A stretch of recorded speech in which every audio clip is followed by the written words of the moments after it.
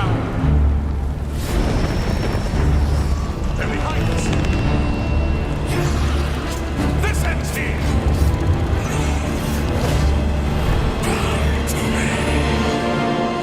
You hold our future in your hands.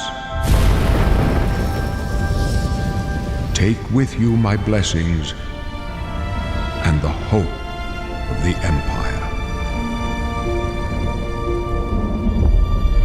Find him and close shut the jaws of Oblivion.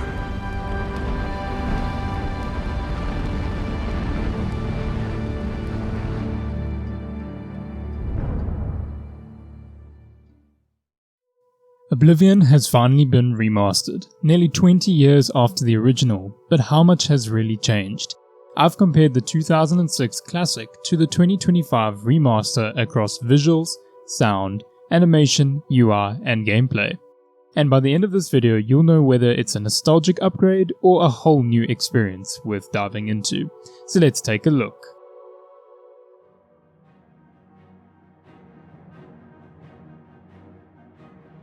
Let's start with the world itself, because if there's one thing Oblivion Remastered makes immediately clear, it's that Cyrodiil has never looked this good.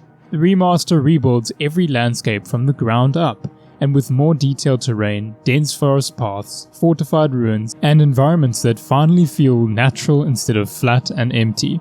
You'll see crumbling forts buried in moss, grass that sways with depth, and a lake that shimmers with life. Meanwhile, the original game, charming as it was, shows its age. Hills are smooth, tree lines are rigid, and dungeons lack the visual storytelling modern games thrive on.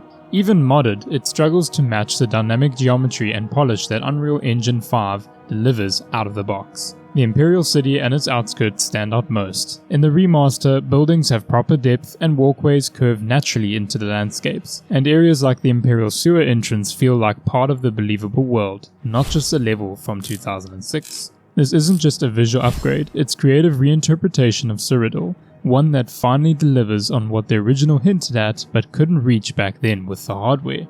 There's a lot to go over in this remaster, from visuals to gameplay and beyond. And if you want to experience it for yourself, you can grab it at a great discount price using my Instant Gaming affiliate link below. It's fast, legit, and supports PC, Xbox, PlayStation and more, with instant key delivery and a super easy checkout process. Plus, if you're into other RPGs, they also got amazing deals on titles like Skyrim or Kingdom Come, so it's definitely worth browsing while you're there. Whether you're returning to Cyrodiil or discovering it for the first time, you can save some gold and support the channel too. And if the environments haven't set the stage and won you over, the lighting will bring it all to life. And in Oblivion Remastered, it's a dramatic step forward. Gone are the flat and ambient glows of the original. Now we have lumen-powered global illumination, dynamic shadows and volumetric fog that wraps around the ruins and trees. Torches flicker realistically against stone and sunlight bleeds through the windows of buildings or leaves of trees. Even reflections are now enhanced. Lakes now mirror the sky with subtle ripples and soft distortion, while dungeon pools react to light sources and movement with more believable water physics.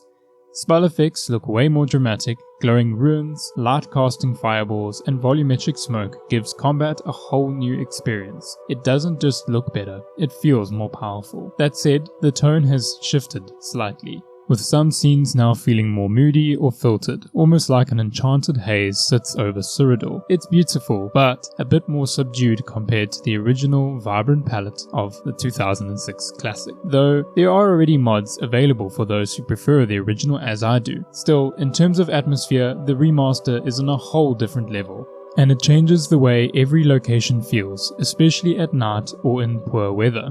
It's given the 2006 classic a much needed facelift. Next up, let's talk characters, because if there's one thing that defined classic Oblivion, it was those unforgettable faces.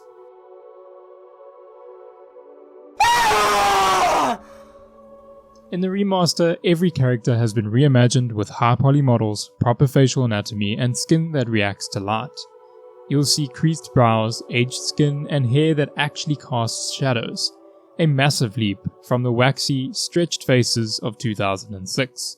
They've been updated with facial animations for dialogue, mouths move more naturally, gestures are more expressive, and the awkward camera zoom-ins have been cleaned up a little. The Emperor's opening monologue is a great showcase. Same voice, but it finally looks like he's actually speaking. It's not perfect. Some expressions still feel stiff, but side by side, it's no contest. The remaster makes every character more believable without losing the look and feel of the classic Cyrodiil. Many years ago, I served as captain of Uriel's bodyguards, the Blades. One night, Uriel called me into his private chambers. A baby boy lay sleeping in a basket. Uriel told me to deliver him somewhere safe. He never told me anything else about the baby, but I knew it was his son. From time to time, he would ask about the child's progress.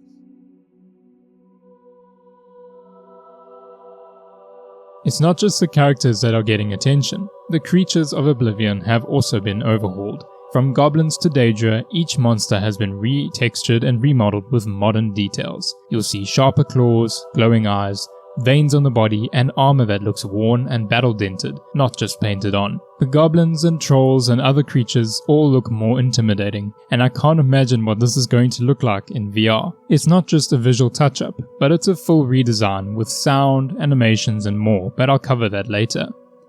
Even familiar foes from the original now carry more menace, thanks to the ambient effects, improved posture and enhanced audio cues. And it's not just the hostile creatures. The wildlife in Cyrodiil has been given more detail, from skittish deer and lumbering bears to scuttling mud crabs and fluttering butterflies.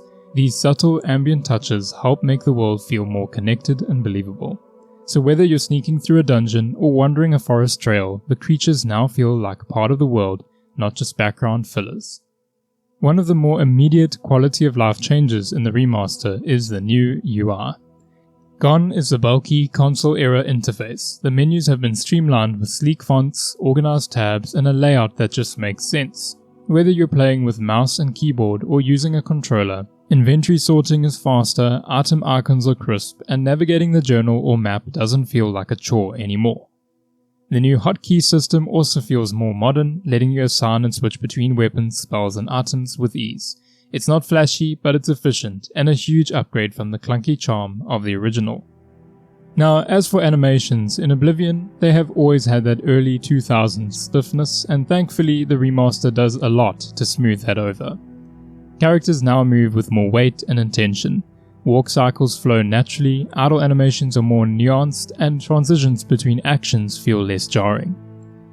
Combat benefits the most. Attacks have new follow-throughs, enemies flinch or stagger more convincingly, and archery no longer looks like you're launching cardboard arrows. Even third-person movement has been refined. With running and sprinting, you can now move diagonally without looking like you're moonwalking, and the animations sync better with your actions. It's not quite on par with the latest action RPGs, but for a remaster of a 2006 game, it's a huge step up. As for the combat in the remaster, it still feels like the classic Oblivion, but with a bit more polish and punch. Melee swings have weightier animations, and enemies now visibly react to strikes with more dramatic stagger effects. It's still timing based, but there's a better sense of rhythm thanks to the updated impact feedback.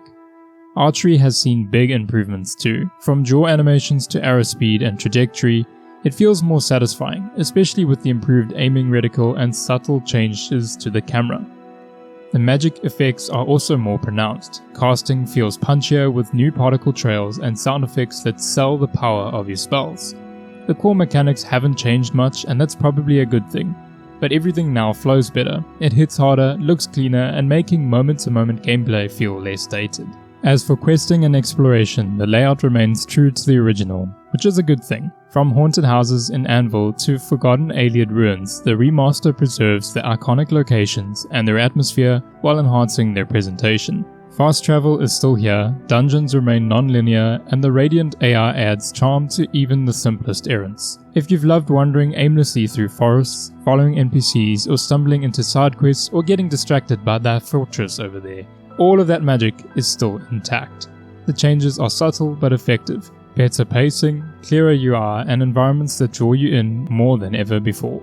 Sound design in Oblivion Remastered has been cleaned up across the board, and while it's not as flashy as lighting or animation, it makes a big difference. You'll notice crisper ambient sounds like birds chirping or wind brushing through the leaves, all tuned with clearer stereo separation.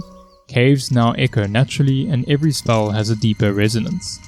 Some dialogue lines have been re-recorded for clarity, but thankfully most of the original voice work is preserved, keeping that nostalgic tone intact. Music is untouched, and that's a good thing. Jeremy Soul's soundtrack still hits just as hard today, with that soaring main theme and quiet dungeon ambience that's become iconic. It all blends together to create an atmosphere that feels richer, more immersive, and more refined, without losing what made the original soundscape so memorable. Oblivion Remastered is a clear uplift in nearly every visual and technical aspect, from lighting and character details to sound design and user experience. The core gameplay remains intact, which keeps the soul of the original alive, but now presented in a package that feels more modern. My only gripes are some performance hiccups and a warmer visual tone that slightly shifts the game's atmosphere, though both can be adjusted with mods if you prefer a different look or feel. If you've played the original before, this is the best way to experience it again, and if you've never stepped foot in Cyrodiil, this is the perfect time as well. Let me know in the comments what do you think of the remaster, or are you picking it up or sticking around with the original? Don't forget to like the video, subscribe, and if you haven't already, check out my other content right here. A huge thanks to my Patreon supporters, your names are on screen now, and an exclusive content is coming your way soon. If you want to join the community, head over to my Discord, and remember, if you're grabbing the game, use my instant gaming link below to support the channel while saving some gold. Cheers everyone.